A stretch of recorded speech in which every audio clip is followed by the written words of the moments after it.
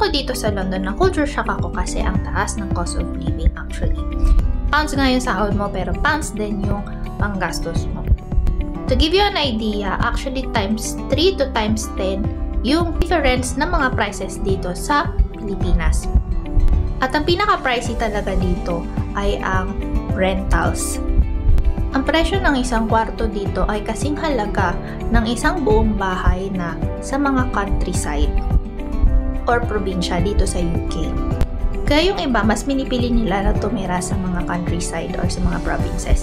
So dahil sa isa itong big city, maganda nga ito, pero may mga ibang tao na pwede mag-cause ito ng stress. So syempre, ang kasabihan natin pag stress, deserve mo naman yan. O kaya, treat yourself.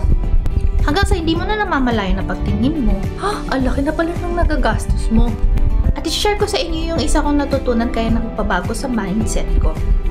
Napanood ko to sa TikTok, yung impalitan daw, yung fear of missing out sa joy of missing out. Yung ilalagay mo sa kasayahan mo or achievement mo na nakaligtas ka sa pagiging impulsive buyer or pagkain ng mga unhealthy foods or mga bagay na alam mo makakasama sa'yo or makakapagdulot sa'yo na maging broke ka. So, imbis na FOMO, palitan daw ito ng JOMO or joy of missing out. If you want more of this, follow for more!